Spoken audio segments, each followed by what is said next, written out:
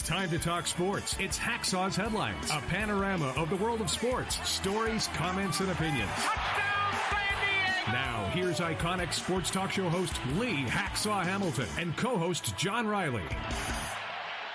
Who wants to talk sports? We do. From our Dixieline Lumber and Home Center studios in San Diego, it's time for our Thursday podcast. It's Hacksaw's Headlines. Good afternoon, everyone. This is Lee Hacksaw Hamilton, along with my co-host, the irreverent John Riley. We welcome you to our Thursday podcast as we get ready to kick off what's going to be a great sports weekend, and an absolute ton of topics are on the table. Our Thursday podcast brought to you by our friends at Dixieline Lumber and Home Center stores. 9 locations in San Diego to serve you. Want to build it? Want to fix it? You will enjoy it this fall because of Dixieline Lumber. John, welcome to Thursday. We got good stories, bad stories, controversial stories, and a ton of diverse stories to talk about. Yeah, I mean, I saw Hacksaw's Headlines, and we printed it out here, and there's a ton here. So, I mean, baseball playoffs, NFL, college football, right down the list. Wow. Before we get started, explain to everybody that joins us right out of the gate on our live stream about Fans Forum and about subscribing so they'll get the alerts every time we put something up on our YouTube channel, which is virtually every day of the week. Okay, so you can get involved in Fans Forum, and it's kind of funny. We hadn't even launched the live stream. We already got 4 questions from 4XLA on the Fans Forum. So if you've got questions or comments for Hacksaw, just type them in the live chat on Facebook or on YouTube, and we'll see them here on our screen. We'll get you involved in Fans Forum at the conclusion of Hacksaw's Headlines. It's a podcast, so you can subscribe wherever you get your podcasts. But, we do it on video too. So it's on YouTube and Facebook. So subscribe wherever you get podcasts. Be sure to like, follow, share, and subscribe Lee Hacksaw Hamilton on virtually every social media platform. And give John a thumbs up, and I'll take a 5-star rating if you wish. And by the way, if you like sports, you need to check my website. See that address at the top, LeeHacksawHamilton.com. I write on it every day of the week. I guarantee you, if you read what I write, you'll be the second smartest guy reading my website aside from the guy that created it. John, let's start baseball.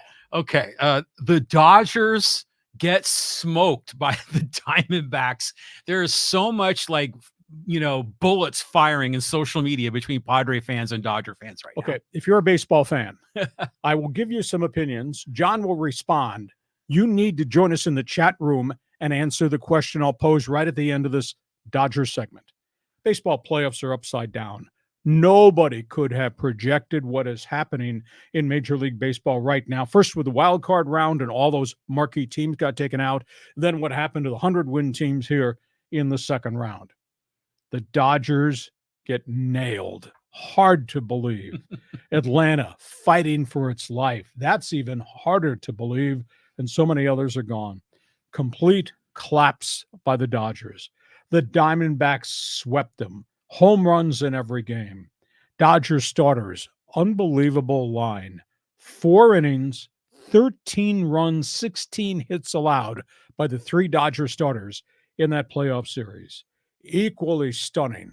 Mookie Betts, Freddie Freeman must have left their bats in Los Angeles. Those 2 guys went 1 for 21 at home plate.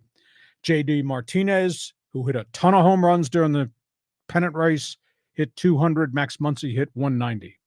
Lance Lynn, 4 home runs allowed in a 6-batter span in the 3rd inning of that game on Wednesday night. He finishes the season, and he is finished, 48 home runs allowed. Bobby Miller had stage fright, could not locate home plate. I thought that manager Dave Roberts just made a bunch of different mistakes that we're going to get to. They sank, I really think, under the weight of the whole Julio Urias situation, the injuries to May, Buehler, and Gonsolin. They just flat ran out of pitchers. At the end of the day, you have to view this as an unmitigated Dave Roberts-led failure. For all the great years that Dave Roberts has had in the Dodger dugout, and this record 748 career wins, highest winning percentage in Dodger history that includes Tommy Lasorda and Smokey Alston, they have really faltered in postseason. I counted, this is the 4th postseason that Dave Roberts has managed in which I think he's made mistakes. Mishandling pitching. Who got the start? Should they have pitched at home versus on the road? Did you leave him in too long? If they're scuffling, why don't you just make it a bullpen day? This is the fourth time in a decade plus that I don't think Dave Roberts has done a good job. 111 wins a year ago, and they lost to the Padres. 100 wins this season, and they lose to Arizona.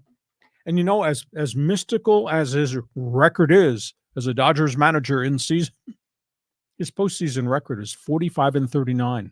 It's just a shade over 500 with all the talent that they win with and all those division titles that they've won with at Dodger Stadium. I thought he mishandled the pitching staff multiple times. You recall the Max Scherzer year. You recall the bullpen being overworked. You recall Clayton Kershaw being asked to come out of the bullpen in between starts. But Bob Costas just bashed the Dodger leadership. The big picture, yeah, that's great, what you do from April through the end of September. But the overall picture, the postseason record picture, is really, really important. So now the Dodgers have an off season to evaluate that manager and whether or not he's doing the right thing at the most important time of the season, the end of the season in October. Off season, hold your breath. Will it be Ohtani as a Christmas gift to Dodger fans? Off season, stay the course. Don't make any radical changes because you can get all those injured pitchers coming off surgery back. So at the end of the day, here's my question. As good as Dave Roberts has been, hey, Dodger fan, join us in Fans Forum. Do you think they need to evaluate this manager? Have they gone as far as they can go with this manager and the success in the regular season that's turned into failure in the postseason? John, your turn to stand up and shout. It's just classic choke job by the LA Dodgers again. And it's inexplicable. And, we're praising the organization for their consistency in winning division titles. But yeah, I mean, with the exception of the short season World Series, and then the asterisk of the one against the cheaters in 2017, they generally come up short. And I can't explain it. Now, the fans, apparently, they've been calling for Dave Roberts' head now this has been going on for a number of years. Specifically about mishandling the pitching staff. So, I mean, what did you see that really kind of rubbed you the wrong way? I wouldn't say rubbed me the wrong way. I just did not understand the ideology. You got Lance Lynn, who came from the White Sox, dragged a terrible home run record with him. Lance Lynn had pitched well at Dodger Stadium. Kershaw, for whatever reason, imploded game one. Should you have gone to Lance Lynn because he pitched well at Dodger Stadium to try to get the series even and make it 1-1 before you go on the road? They didn't. They went to Bobby Miller, who's had a lot of really good starts, home and road. And I thought Bobby Miller just was overwhelmed. I thought he was freaked out. I thought maybe he was trying to throw too hard. He had no location at all, and it was miserable to see. He's going to be he's a really good major league pitcher and a young arm. But if they'd gone to Lance Lynn, where he pitched well in a comfort zone at Chavez Ravine, and even the series 1-1, that changes the scope of a bunch of things. And instead, Bobby Miller can't get out of the second inning, and now you're down 0-2, and now you got Lance Lynn going on the road. And I know he's 100 years old, and he's got amazing durability, but he gives up home runs, and now he's there giving up bombs 4 in 1 inning, 4 in a 6 batter span. I've watched baseball a long time. I've never, ever seen that. So this comes on top of the Kershaw handling a year ago, comes on top of the Scherzer situation a couple years back, comes on top of the overuse of the bullpen 5 years ago. So I'm asking a question. Do the Dodgers executives need to evaluate whether they've gone as far as they can with this guy as manager? Well, you said that he has a better winning percentage than Walter Alston, than Tommy Lasorda. Exactly. So it'd be unbelievable to fire the guy. I mean, he's like maybe the Marty Schottenheimer of baseball, where he does great in the regular season. But even if he had gotten the pitching dialed in just right, let's say he was a pitching guru and made all the right choices, if Mookie and Freddie aren't hitting, it don't matter. I mean, they wouldn't have scored any runs to make it a realistic series. I guess the thing that shocks me about the top of the batting order, I mean, this is not their first dance in postseason. And those guys just could not handle breaking balls, were swinging a junk outside the strike zone. And these are your two marquee superstars, as if this was their first time in the bright lights and they were intimidated. I mean, I was flat out shocked at the end result. Okay, we go from that to the other National League series. Phillies, home run derby. Holy cow. Who are you going to pitch around in the Philadelphia batting order? Doesn't matter because somebody else will hit it out. Bryce Harper, what a gamer. Castellanos, couple more bombs. Realmuto puts the ball in play. And the Braves have just kind of wilted. And I think this is a wear and tear factor. Max Fried had a phenomenal first 2/3 of the season. Then he had blisters. He's not been right. He's been on and off the disabled list. They don't have Mike Soroka. He's undergone surgery. Charlie Morton's not there now. Spence Strider can't pitch every start, and he's going to come back and try to extend their season now. And the Braves bats have kind of gone a little bit silent too, which is stunning because the back half of this past season, man, they were just clubbing people. There's something about Philadelphia's personality. It's like they're on a mission. I mean, they grind. They got dirt on the front of their uniforms. They scowl. They play all types of baseball, station to station, or bang it off the walls. There's just something about the personality of the Philadelphia Phillies that say, yeah, that's what a winner looks like. The Phillies and Bryce Harper, excuse me, off topic, Phillies and Bryce Harper are everything that the Padres and Manny Machado are not. Yeah. So your response, what Philadelphia has done to Atlanta so far? Well, did you see the press conference where Bryce Harper was saying, man, I love Philadelphia. I love my guys. And it was all this positive vibes, all these positive energies that we never saw from the Padres. But yeah, the Phillies got off to a slow start, just like San Diego did. But then they turned it around. They figured it out. And all season long, Atlanta had been just world beaters. I thought Atlanta was going to roll through here. Now, Atlanta still has a chance. They got to win the last two. And they've got their two best pitchers going, right? Isn't it Fried and Strider going to pitch? Strider's pitching Thursday night. Okay. All right. So, they got a shot, but, because Acuna is just so terrific and little Ozzie Albies, that dude can slam the ball. But, yeah, I'm surprised as well. I mean, it seems like the Phillies were hot last year. They're hot again this year. And if they get the D-backs on the other side of this in the NLCS, the Phillies could be in the World Series the second year in a row. Snap your fingers. That thing could be over real quick. Yeah. Because that's Philadelphia. That is Citizens Bank Ball Yard, which is a bandbox. So really, really interesting. That's the National League. Again, Fans Forum box is open. Chat room. Tell us your reaction to the Dodgers. Dave Roberts. Hold him to blame? Go further with him? Or the Dodgers need to evaluate the guy? Let's talk about the American League. Okay, so we talk a little bit here about the Astros, the cheaters, and it looks like they're going to go up against our old friend Bruce Bochy. Battle of Texas, Lone Star State Showdown. Astros-Rangers, big bats made the whole difference. Texas is big bats, big payroll, bomb Baltimore. 100-win Orioles season with all those kids. Lights were too bright for Baltimore. They were never, ever in this series. Their lineup disappeared and their young kids got tattooed. Texas is just a complete ball club. They crushed the Orioles' young pitching. And Houston, what they did to Minnesota, postseason experience. Look at the lineup. Altuve, Bregman, Alvarez, the old guy, Jose Abreu. I mean, it's a lot of vested veterans with lots of playoff experience, lots of success. So Houston walks all over Minnesota as Texas took out Baltimore really quick. Side note, I saw something last night I was not aware had been made. It's a PBS documentary about the Houston Astros and cheating in 2017. And the front office executives all got fired. PBS Frontline. Just go to the website, punch it up, Houston Astros. I think it's something along the lines of on the edge Astros baseball. It was an hour-long documentary on the Frontline program. It was really well done. Your response to the Rangers in Houston, the Battle Lone Star State coming up. Well, I was kind of, hoping those young kids in Baltimore were going to do something. They definitely flamed out. But Bochy, man, that dude is like got the Midas touch, and he won in San Francisco when they weren't expected to win. He's doing the same thing in Texas. And we were suspicious about Texas because of the injuries to Seager and a lot of those frontline pitchers. Well, Scherzer and DeGrom, yeah, most notably. And yet they advance.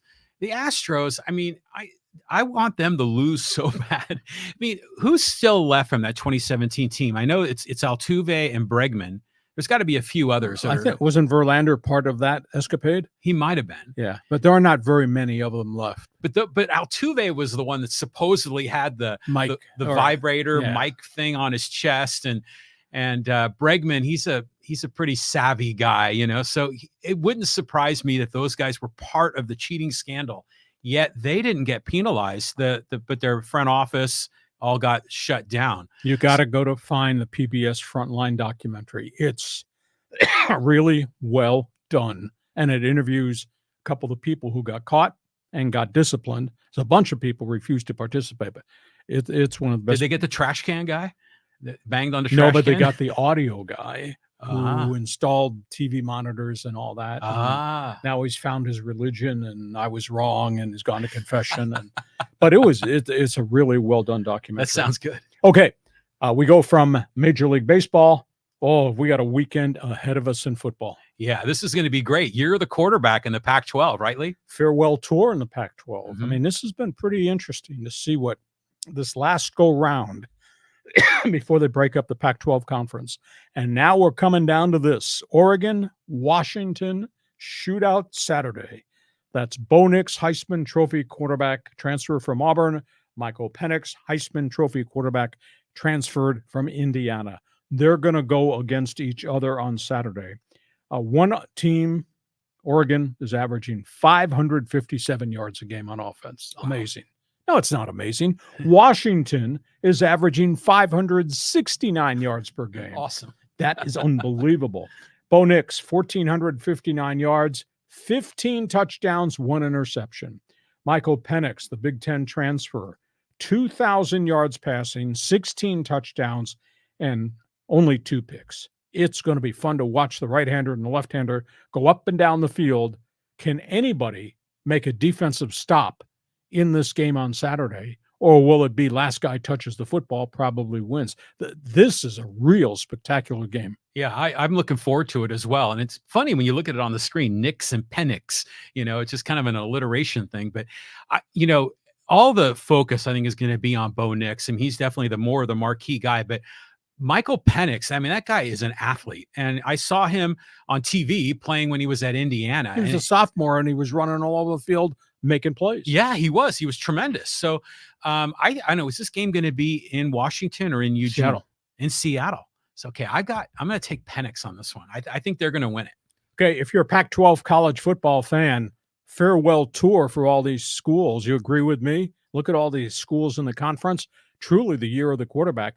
What do you think happens, Oregon versus Washington? Now, let's go to the other big college football game, and this got all kinds of implications as it relates to the postseason. Well, didn't this game used to always be at the very end of November, and they've moved it up into October, right? Well, because Notre Dame has got this linkage now to the Atlantic Coast Conference, a lot of their games, quote, ACC schedule games, are towards the latter part of the season.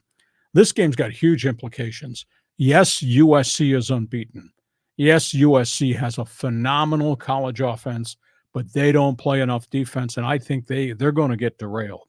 It's critical in South Bend because the Irish have lost twice already in a shocker. They lost in the final second to Ohio State in a classic game, and then they got whacked by Louisville, of all people. Louisville's having a really good season. Caleb Williams, 1,822 yards, 22 touchdowns, 1 pick. Huge question. Can his offensive line protect him? He was running for his life in the triple overtime win over Arizona last week. USC coulda, shoulda, might have lost that game. Irish, they're going to they got a defense that's really good. They're only giving up 279 yards per game. Irish offense doesn't have a lot of sexy names to it, but they're over 430 yards per game. So you got the Irish defense against the Trojans offense, which I think is going to be a huge challenge. Wild card in the whole thing is the quarterback. He's a transfer from Wake Forest. He's a graduate student, Sam Hartman. He makes them dangerous down the field. And USC, I just don't think plays enough defense. Yeah, they get some pressure and they do get some sacks, but then they give up 20 and 30-yard gains. Sam Hartman's got 16 touchdowns and only 3 picks. So this game has huge implications for Southern Cal in terms of trying to stay in the upper echelon of the unbeaten, and Notre Dame, which is fighting for its life, because if they lose one more, they are dead and gone. Thoughts? Well, even if they've lost already 2, I mean, they're going to be out of the national championship race. But if they're out, if they lose 3, yeah, they're not even in the playoffs at all. Now, the question I have is, can Caleb Williams play strong safety? I mean, can he be a two-way player? Because that defense is atrocious. I mean, why can they not stop the other side? It's obviously system. They've got a lot of athletes who can run, but they miss tackles. And the yardage they're giving up is just the chunk yardage plays are unbelievable. And Lincoln Riley holds nobody accountable on his coaching staff that life is fine. I mean, I looked up and they were down 17-0 to Arizona. I said, you got to be kidding me. And that's with Arizona's backup quarterback, Noah Fafita. Really? Because, yeah, Jaden DeLorean was hurt. And Fafita got better and better as the game wore on. And Southern Cal fought their way back, and Caleb was running for his life. And he's making plays down the field, running for first downs. He wasn't in the pocket because he was running away from blitzers the entire afternoon. Southern Cal came back and finally won it in triple overtime. And USC fan on live stream, do you believe in your football program right now? Can you believe your coach believes his defensive coordinator, Alex Grinch, is okay? Somebody jump on that USC chat box and tell us what you've got to say. So we got a couple of real marquee games to talk about. Hey, our Thursday podcast is brought to you by the good people at Dixieline Lumber and Home Center Stores. You got projects for the fall or stuff you're planning for the winter, you need to take a stroll through any of the 9 stores at Dixieline Lumber and just see what they've got to offer. On we go, John. Oh, here comes some interesting matchups in the NFL. Yeah, so the Chargers. Okay, here we go. They had a bye week, and Dallas has been a disaster the last few weeks. This is going to be an interesting game. Justin Herbert, Dak Prescott. Here comes fireworks for sure. The Bolts, man, they got some big-time stats and have also got some big-time injury issues. They hope to have Austin Eckler back and becoming Austin Eckler of the past, which means run the ball, catch the ball, keep drives going, get some chunk plays. They don't have Corey Linsley, the center. This is a pretty significant loss here. There's a heart disorder, and I don't know whether it's an arrhythmia or maybe there was a blockage or maybe there was an infection, but they don't expect him back for a chunk of time. So that's troublesome because they got a journeyman backup as their backup center. And Justin Herbert got banged around in that Raider game, wound up fracturing his finger when he caught it on a face mask. Luckily, it's on his non-passing hand. They can tape it. And he's tough enough. He'll hang in there. Joey Bosa is not hardly practiced. There's a toe. There's a hamstring injury. And most of the other guys who've been busted up, this bye week probably came at the right time for them. Bolts are averaging 404 yards per game. They're going up and down the field because Justin Herbert makes plays, but their defense gives up yardage, 388 yards per game. The Chargers are 31st in total defense and 32nd in pass defense. Chunk plays, we are. Opposing quarterbacks, when they come to the line of scrimmage against the Chargers, have a quarterback rating of 98. 98. Wow. That's pretty bloody high. Dallas defense is phenomenal. 293 yards per game, 15 sacks, 11 takeaways. Number 2 in pass defense. So they're going to give Justin Herbert some real tough looks, and they are very fast on defense. Only thing that works against them right now is they got some people busted up last week. So they're down at least one cornerback. They lost their inside linebacker, Leighton Vander Esch. He's gone on IR with another neck injury. This will be a challenge to see if the backups can come in and continue to play the level they've played at defensively. But they are really athletic. I don't know what's going on with Dak Prescott. They don't have any down the field plays. Their wide receivers are not producing at all. And of course, there's no Emmitt Smith. Tony Pollard can run the football, catch the football. It seems to be a lesser Cowboy offense than we've seen in the last chunk of years. They got CD Lamb and they got Michael Gallup, the kid from Colorado State, and they got the veteran Brandon Cooks, but they're just not hitting big plays down the field. And how about this? I mean, Dallas has now played 5 games on the season. Dak Prescott has only 5 touchdown passes, and he's got 4 interceptions already, couple of fumbles, and 9 sacks.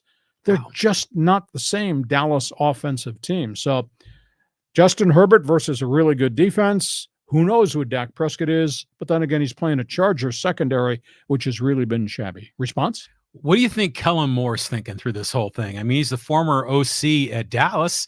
He's got a little inside intelligence on maybe what the Cowboys are going to run, right? Oh, I'm sure he turned over his playbook and all that, although it might be different now with Mike McCarthy. But the reality is, we're the chunk plays that we thought we were going to get from Kellen Moore linking with Justin Herbert. We have not seen very many of that deep stuff down the field. Now, Keenan Allen's having a phenomenal statistical year. And even with the loss of Mike Williams, it does look as if Josh Palmer is stepping up and is going to be a really good wide receiver in his place. And they keep trying to work the number 1 pick, Quentin Johnston, in to make some big plays. He has a good catch here and there. Then he drops balls, and they're not counting on him very much. So fascinating game. And the most important thing on Sunday, somebody could be out of the playoffs by Sunday night. I mean, Dallas is sitting there with a couple of losses already, and the Chargers are only 2-2. So keep an eye on this one because somebody's going to get hurt by the time we get to dinner on Sunday night. Are they playing in L.A. or in Jerry World? SoFi in L.A. Okay, this would be an interesting game. You know, there'll be a ton of Cowboy fans. Oh, there. You think? Yeah. Okay, we go from that game. The other big game on the schedule. This is no place for the timid come Sunday. Niners. You know, I remember watching the game last weekend, and Kittle was saying, "Oh yeah, we're going to Cleveland."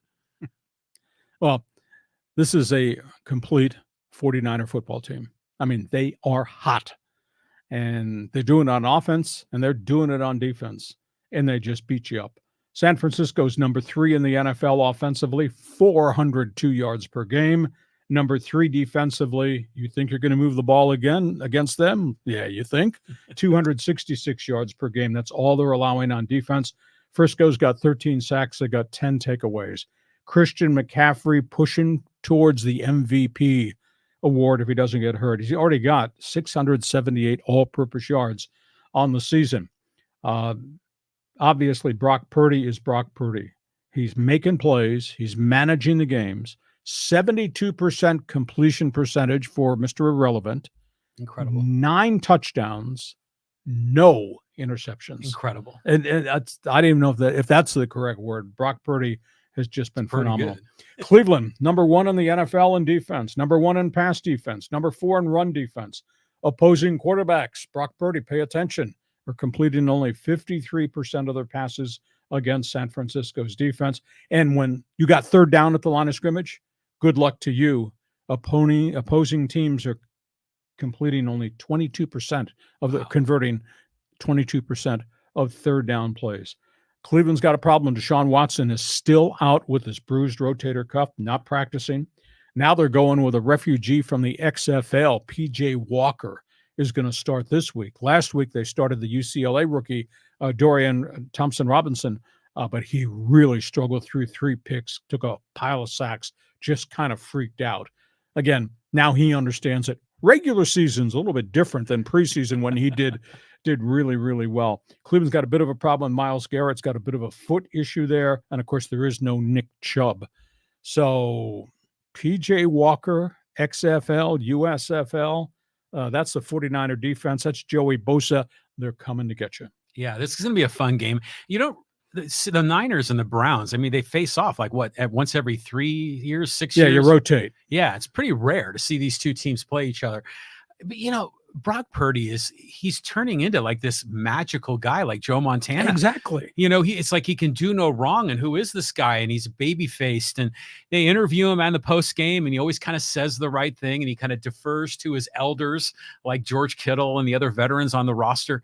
But this team is got the secret sauce, and I expect they're going to roll in Cleveland.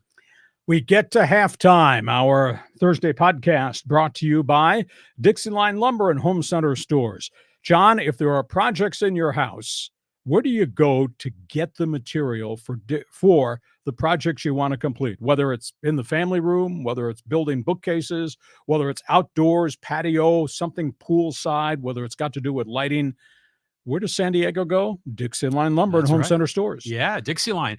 Like you say, fix it, build it, enjoy it. They're great people there. They'll take care of you. And whether you're like working on your outdoor yard or your deck, or you just want to get some new kitchen cabinets, good people at Dixieline and been in San Diego for over 100 years. 9 locations to serve you. Take a look at this. Take a tour of what Dixieline Lumber has to offer.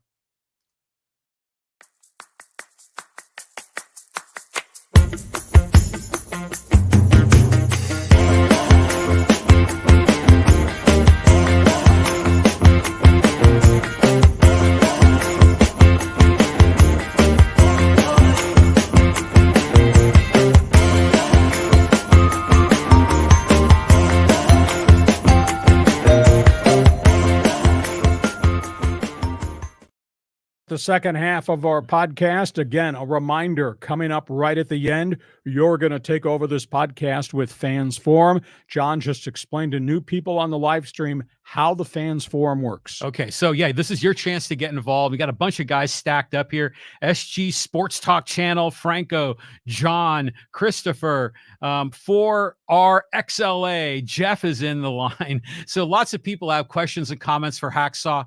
It's your chance to get involved. Just type in your question or comment in the live chat on Facebook or YouTube. We'll get you involved in Fans Forum. And a reminder, you like what we're doing? Share it with your friends. Tell them about our podcast on Thursday, the bonus podcast on Monday. And you're looking for sports information? Hey, this is better than your newspaper. This is more than you'll ever get on TV or from Sports Talk Radio. Sample my website. You won't believe how much information there is. Just type that in, LeeHacksawHamilton.com. It'll take you there. We're not done talking NFL football as we start the second half. We got something different here. Yeah, we're going to run down a list of some of these quarterbacks, some really interesting stories in the NFL. Okay, these are hot names, and some of these guys are hurt.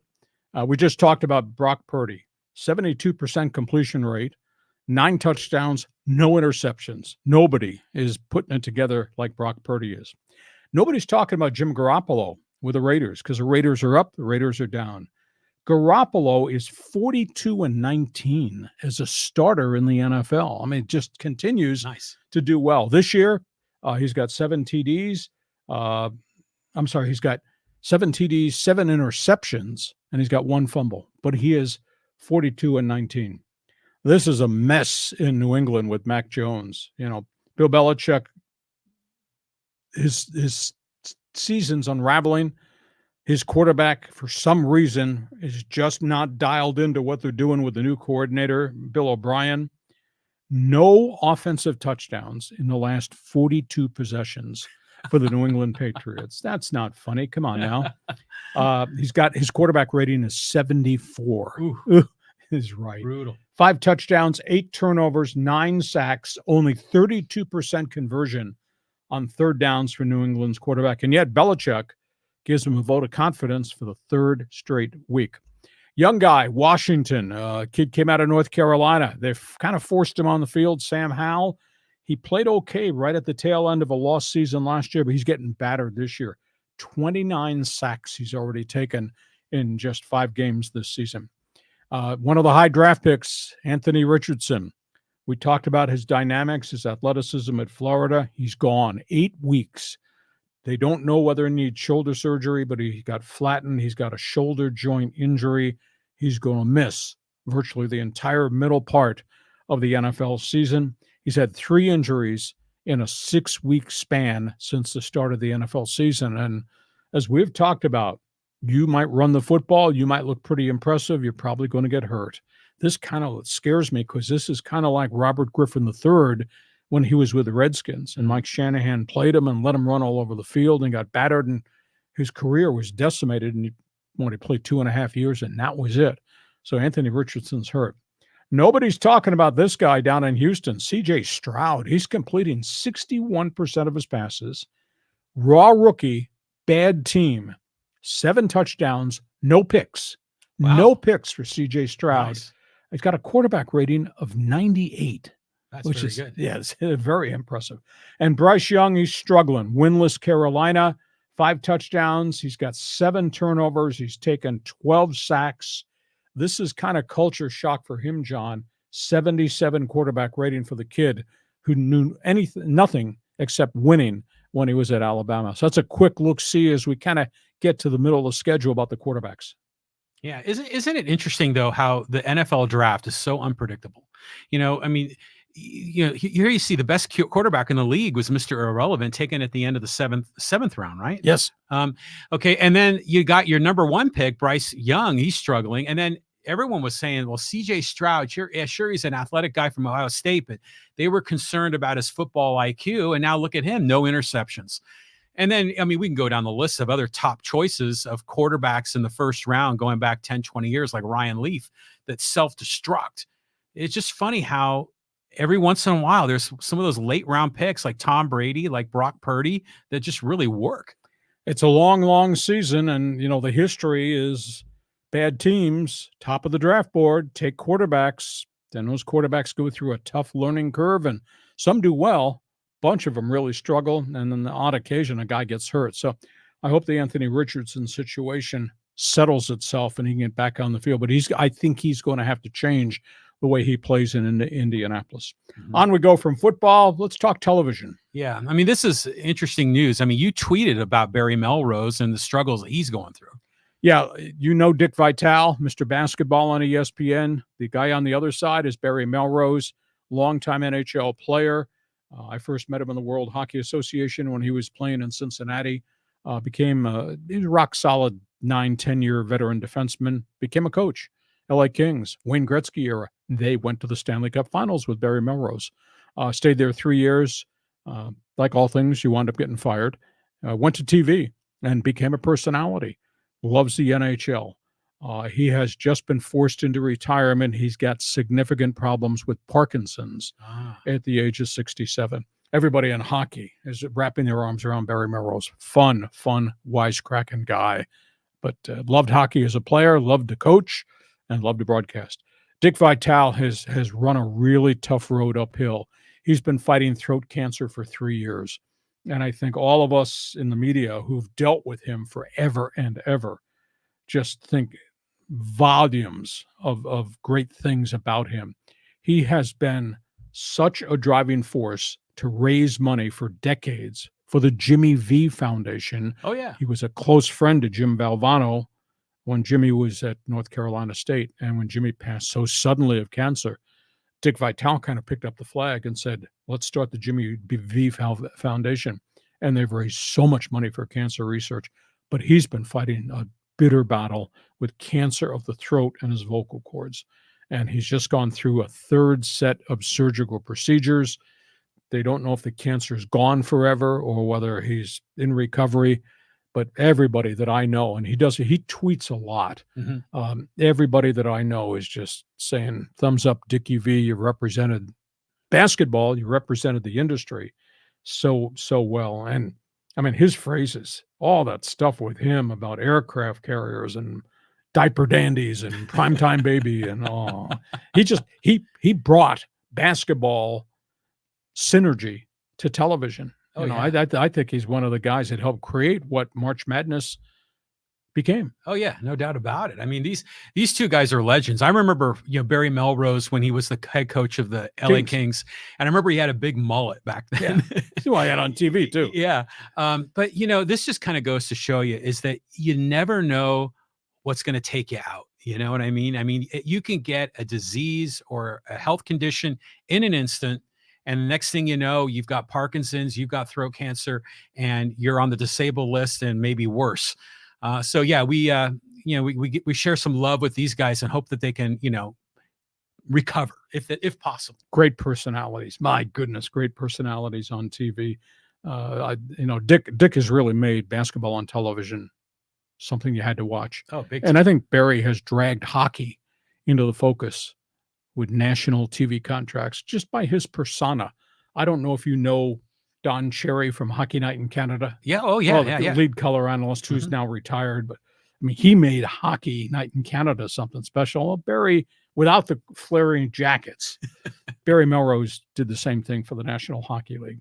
One other item, and this is kind of serious, and this is kind of hard to watch. It's really been a bad week. You turn on your TV, and I'm a big CNN news fan, and I watch MSNBC a great deal. And you see the horrors of what's gone on in Israel and Palestine and Gaza, and the deaths and the brutality of Hacksaw. It's impacted athletes. Orioles young pitcher Dean Kramer pitched in the playoff series in which the Birds just got knocked out by Texas. His mother, father, and extended family all have ties to Israel. He's got 3 different families that are stranded in Israel right now. His brother is on the front. He's in the Israeli military. Really? And his kid, Brandon Hyde, the Orioles manager, came to him on the weekend and said, I will understand if you do not want to pitch this week because of what's happening home. He said, give me the ball. He went out and did the best he could. He got rocked. He got knocked out finally in a blowout loss. But, you know, we think about athletes and they make all this money in the playoffs and they're on TV and their personalities.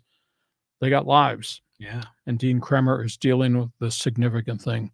And the other one is the Detroit Lions, young linebacker Alex Azalano. His parents were on a tour in Israel. They got stranded. They could not make contact with them up until last night. He finally got a note, or I guess a text from a distant family member that his mother and father finally got out of the country and were on a flight today, I believe, back home to the United States. They were on a religious tour with priests to different areas to study Judaism abroad. So we think about athletes and all the things that are going on with games and how we enjoy them, but they're human beings and they got issues too. Yeah. I mean, they have struggles. You know, we've talked about those that are going through mental illness crises or they have addiction issues. And this is kind of weird when the world of, you know, politics and sports intersect. I remember when the Ukraine war began, there were a lot of basketball players that were caught. I think one of them was Winston Shepard III from San Diego State. So these kinds of things happen. And you're right. We think of these athletes, they're either on the field or on the court performing, or they're, you know, at some celebrity bar and TMZ is there, or they're in their palatial estate. But yeah, sometimes there's like horror that's going on in their lives. And imagine trying to compete on the biggest stage, knowing that your parents' lives might be in jeopardy. I mean, it's got to be tough. Exactly. Hey, listen, it's your turn now to take over this segment of our podcast. It's called Fans Forum.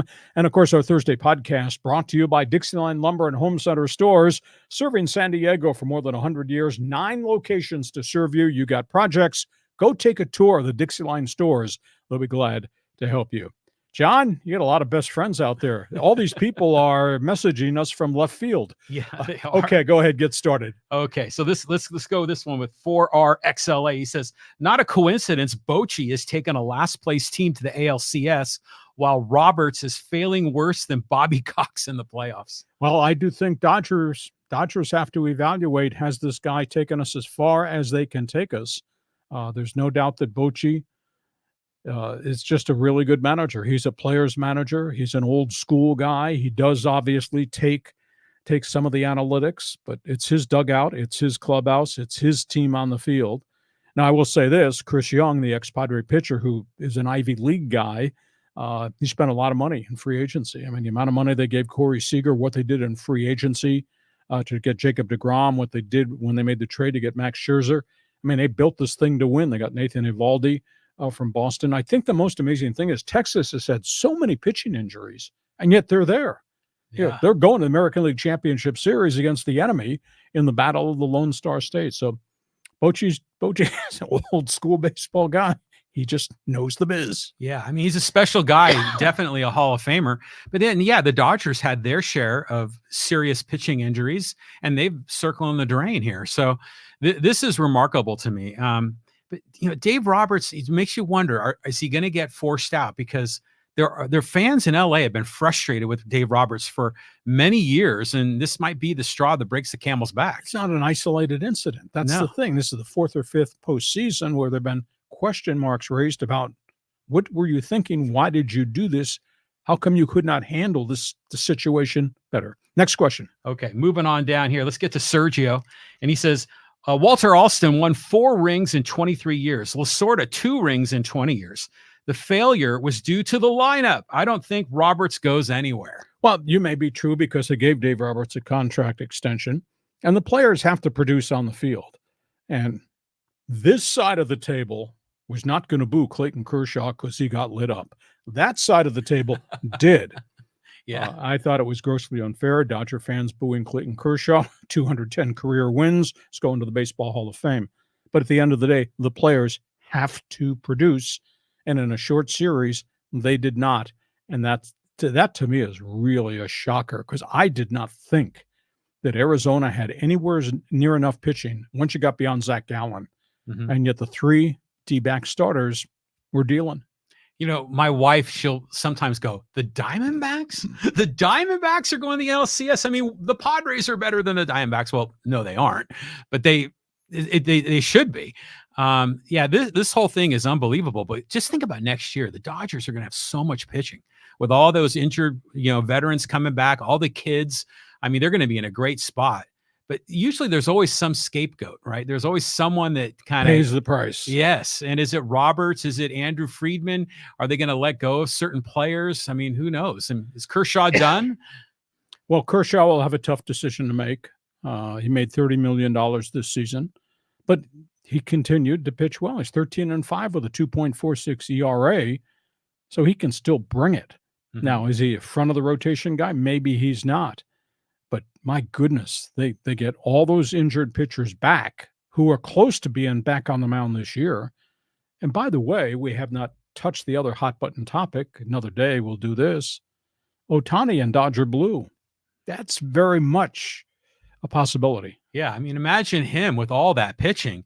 I mean, Ohtani can hit the ball, and he's not going to go dark in the playoffs like Mookie and Freddie. So that's where we are there. Let's see what else you got here. Okay, let's go here to the SG Sports Talk channel. He says, my NLCS prediction is Phillies versus Diamondbacks, and my World Series prediction is Rangers versus Diamondbacks. Oh, Sports Talk, I think you're reaching. You're going to hurt your shoulder doing that. That's a big reach there. Texas has got so many bats. Philadelphia's got so many bats, and Philadelphia's got frontline pitching. That's really, really good. So I think we're looking at a Philadelphia-Texas World Series. But you can't rule out Houston because the Astros sure got a lot of bats. Oh, yeah. Now, the Astros have been living on a little bit of borrowed time because I don't think their pitching staff is real. Starting staff is really deep, but they do bang it too. So I think the Battle of Lone Star State, I think it's going to be a fun series. Oh, I agree. And then that Yordan Alvarez, that guy just crushes the ball. He's incredible. But, you look at the Diamondbacks, could they make it all the way? I mean, that would be something. I mean, to see them get that far. I mean, there's so many young kids on that team. They're going to be good for a while. That Corbin Carroll is a really great athlete. No, it's Christian Walker. Those guys started hitting home runs. They said, well, they do it in flurries and then it disappears, goes away from them. But, the Diamondbacks did get to the World Series. They did win it way back when. And that's when the ownership paid volumes of money to get the Randy Johnsons of the world and Luis Gonzalez's of the world. And that was a veteran-driven team. This is a really young team. But again, you're going to Philadelphia and you're going to play the Phillies. And Bryce Harper and the boys, they come to play every minute of every night. So Arizona might wake up and realize, my goodness, where are we? Yeah. We might be in a lot of trouble here because Philly can bang it and Philly's got pitchers that'll throw it. So on we go. Next question. On we go. Okay, let's go here to Christopher. And he says, Washington will win in the battle against Oregon. Could be. Oregon's got more sexy players, more dynamic players, more name players, more five-star players, but Michael Penix just makes so many things happen offensively, run and throw, and moving the pocket. I just think he's very, very tough to defend. This will be a great game, and I think we talked last week. I was just sick in my heart watching games last week and thinking, this is the end of the Pac-12. This is a great farewell tour. This is the year of the quarterback. I said that the first week of September as the season was starting. and it's really panned out. I mean, from Oregon to Oregon State, Washington to Washington State, the Trojans, the Bruins, and what's going on in Boulder with Neon Dion and that coaching staff and getting those kids ready to play, and they play really hard. This has been a fascinating Pac-12 season so far, but I kind of ache. It's the last time we're ever going to see this. Yeah, it's sad, and it's all blowing up in our face when this should be a glory time for the Pac-12. But it is interesting that Washington is back, and when were the days when, remember, they won national championships? Were that in the 90s? Don James. Yeah, so it's been a while since we've seen Washington at the highest level.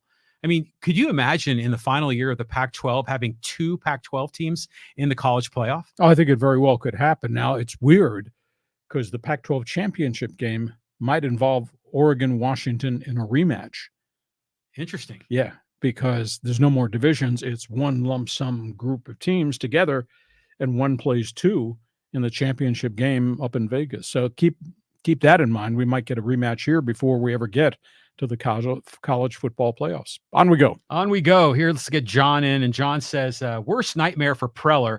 Snell and Hader both signed with the Dodgers. Well, the only question is you got the Ohtani issue also. And I don't think the Dodgers are going to go to a $400 million payroll. Dodger payroll is pretty doggone significant right now. Now, if Kershaw retires, that's $31 million, I believe, that comes off the books that you can use towards somebody. But I don't think those guys are going to wind up at Dodger Stadium. I hear St. Louis is going to make a run to try to sign 3 free agent pitchers, because the Cardinals seem to think they have a good young everyday team. They just need arms. And I hear they're going to make a run at Blake Snell. And if St. Louis is willing to meet Scott Boras's dollar figure, then maybe Blake Snell winds up there rather than somewhere else. But I don't think the Dodgers are going to go. Both of them would they make a run at Ohtani and one Padre? Maybe. But again, the payroll. You don't want to go busting over that luxury tax by a large volume of money. The Mets are out there, and the Mets divested themselves of big money with Verlander and Scherzer. So the Mets, they got space in that checking account to dive back into free agency. I don't know how Snell would do in the glaring spotlight that is New York media. That'd be fascinating to see. But if anybody's going to overpay, it's probably Mets owner Steve Cohen. And yeah, that's November 1st. That's Scott Boras calling Steve Cohen at Citi Field in New York. Well, we talked about all the veteran players coming back from injury with the Dodgers, the pitchers, all the young kids. You wonder, is there any room, for a Hader or a Snell on the Dodger roster? There's, people always speculate that Snell is going to go back home to Seattle and sign with the Mariners. I mean, what do you think of that? Could well be. Now, does Seattle want to pay $30 million or $25 million for a pitcher? Jerry Dipoto is a very active general manager, but 5-year contract, $25 million per season for a pitcher who's had surgery once already. I don't know that I'd go 5. I'd go 3. I might go state-of-the-art money. Hell, if you're going to go state-of-the-art money, keep him in San Diego. Give him 3 years at $25 million, just get him back in the rotation. But I don't think Boras is going to get 5 years from anybody for any pitcher, period, exclamation point. Okay, a couple more here, and then we want to do social media too. Okay, let's get Franco in. This is a quick one. He says, great hearing you at 3 p.m., just like the old 690 days. You are right. We are bleeping brilliant. And hey, you guys on live stream, you owe me. You need to tell all your friends what we're doing on this podcast every Monday, every Thursday. And you need to check my website too. End of my sales pitch. But hey, Franco, thanks for being with us. Okay, let's get some social media people here involved. There's some good ones in here. This is from Jay Nuanez talking about the Dodgers, and he says, same old Hacksaw, wrong as always. I love how the Dodgers choke in the playoffs every year, yet if the Padres won 10 out of 11 division titles and a half ring to show for it, you'd be trash-talking them as always. They are not the successful organization you are trying to make them out to be. Now, is he referencing Dodger Blue, or is he talking about Bad Baseball Brown and Fool's Gold Padres? I think he's talking about Blue. Oh, hey, Dodgers, great records in season, postseason, saddled by an awful lot of disappointments, but all you need to do is look at the fact they draw 4 million fans. They have a history and a legacy and a consistency that goes back a long, long way. So I'm impressed with the Dodgers. I think they're a classy organization. And the Padres, this current ownership is the best we've probably ever had since the days of maybe John Moore's, Larry Lucchino saving baseball for San Diego, like Ray Kroc saved baseball for San Diego back then. But there's been no consistency in terms of being able to win. Hey, I'm entitled to my own opinion. You're entitled to disagree, but I'm a talk show host. You don't want to argue with me. Well, Dave Roberts, you ever think that maybe he overthinks it? He maybe outsmarts himself with the decision-making in the playoffs? That's an ideal question. I don't know if you asked him, you'd ever get an honest answer. But there's just been so many faux pas with pitchers postseason. I mean, if it were an isolated one-time thing, okay. But the fact it's kind of impacted 5 times in the postseason. Who you started, who you asked to go into the bullpen between starts, your overuse of the bullpen, yanking guys early versus leaving Lynn in to give up 4 bombs and 6 batters. I mean, it's just way too many breakdowns for me. Yeah, unbelievable. I mean, lots of people here are commenting on the Dodgers. Here's one from Bitter Actor. He says, name a team that has devalued the 100-win season more than the Dodgers.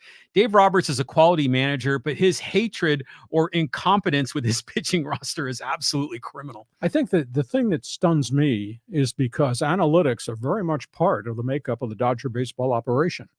So he's not doing these decisions in a vacuum. There's all kinds of input in their staff meetings of structure, of who's going to throw when and who's the first one out of the pen and how long do you go. So this is not strictly on Dave Roberts' watch, because I think there's the Friedmans and all the analytics people of the world that have input as to, we think you should consider this. So that sounds like what we've been hearing about with Preller in the dugout, and his analytics guys trying to tell, Melvin what to do. Let's get a few more in here. How about a James Harden comment? This is from John. He says, Harden is not the guy to help you get to the playoffs. He doesn't find roles, and he likes his vacations and clubbing too much. Trade for a #1 pick. No go for me here. Well, the Clippers are trying to find a third team that would be part of the equation to make the deal. Philadelphia is asking for a Clipper #1 pick. They're asking for one of their guards, Terrence Mann. They're asking for a flip-flop of future #1 picks where they would get the higher pick from the Clippers. And they're trying to get a first-round pick and a couple of expiring contracts from another team to be a complex deal. Clippers are trying to find it. Evidently, the Clippers believe that Harden would put them over the top because they got the big 2 and they got Russell Westbrook, who had a big bounce-back season. But, man, I think the dynamics of your offense really changed because James Harden has to have the ball in his hands all the time. All the time, yeah. Yeah, so how does that equate with Kawhi and with Paul George? And then how do you mix and match him with Westbrook as first guy off the bench? We'll see, but, I mean, NBA people that I network with are telling me these talks started up this past week, and they think by opening night something's going to happen, which, wow. Well, it would work. James Harden in the Clipper uniform would work if we see Paul George and Kawhi Leonard on the bench, injured again, which we don't want to see that, obviously. So he's going to have to accept a different role. But, that kind of step back 3 that he has is like untouchable. But do you think he travels on that? And there's been some criticism of it. You think anybody travels in the NBA? Oh, yeah. Hell, yes. That's a stupid question. All right, let's do one more here. Okay, let's get a Padre comment here. And this is from Elna. And she says, try to sign Soto before the season starts. If Boris wants too much, keep Soto until the trade deadline. Let go of Hader and Grisham. I suspect Snell will have a down year after he's paid. And then, quote, I've watched your sports show as a child, Hacksaw. I'm glad to see you online. Well, thanks for coming along for the ride on this as we've gone into new technology here on our live stream on my YouTube channel. Padres, tough call. Based on the dollar situation that we keep hearing that this payroll's coming down to $200 million, I would not give Soto a contract extension right now. Do it again. Prove yourself again. See if you can lead us again. And see if the rest of these guys come along and all have bounce-back seasons. But if they're going to pare this from 253 down to 200 million, there's going to be guys that are going to have to vacate this roster. And I would assume that would be both Hader and probably Blake Snell. My biggest concern is because you got those two name pitchers who who are walk free agents. You got three starters back end of the rotation, all have pricey options. Now you're going to overpay to keep Waka. You're going to overpay to keep Martinez. And if the answer to those is no, then where are the arms coming from? I hate to say this, but we could get by to the winter baseball meetings in December, John, and we could have half a roster here. I mean, if guys leave, and how are you going to replace those guys if your payroll's coming down? So they're painted into a real tough corner with what they have and what they've given the Xanders and the Machados and Soto and Tatis and to a degree Cronenworth. They're in a real tough corner because they've committed significant money to those guys. And now you're going to have to face the reality that maybe this year was the only year they had a legitimate chance to do it, because I don't think you can go get stars to join these stars at affordable prices. I don't think guys are going to come here at discounts just to play with Manny and Soto and El Nino. Well, if you go from 253 to 200 million a year, Soto has to be one of the guys you're going to trade, because you can't trade Machado or Bogarts or Tatis with those, locked in long-term deals. Soto will be dealt if they have to get down to 200. But I think this is just proving, this whole strategy of buying top talent, that's okay if you got like two or three guys, including pitchers, that you buy. But the bulk of your roster has to be coming up through your farm program. And I think that's where Preller made a mistake in not letting some of those guys in the farm system develop. I mean, we could have had, CJ Abrams. We could have had a lot of guys that would have been able to produce more than some of these veterans at affordable prices. And at affordable prices. I agree with you. Hey, listen, we hope you have enjoyed our Thursday podcast. We're here every Thursday. We have a bonus podcast on Monday. We invite you to share, tell everybody what we're doing. Give us a thumbs up. I'll take the 5-star rating. I need all the help I can get. Check my website, LeeHacksawHamilton.com. It's all written. You will really enjoy the depth of information. John, have yourself a great sports weekend. We'll talk to you Monday, because then we're talking AL, NL Championship Series, and we got NFL football and college football to talk about too. Well, we have an NFL game tonight, right? So who's playing? You would ask me that. Can you but say Denver's in the Kansas game, City right? and Denver? Yeah. So that might be on right now. So we got to check that game out tonight. Hey, have yourself a great sports weekend. Brought to you by Dixieline Lumber and Home Center Stores. 9 locations to serve you in San Diego. Tell them Hacksaw sent you in. Have yourself a great sports weekend. Thanks for being with us on Hacksaw's Headlines. Join us again for Hacksaw's Headlines on YouTube, Facebook, and Twitter. And find the audio version on your favorite podcast apps. For more content, go to LeeHacksawHamilton.com.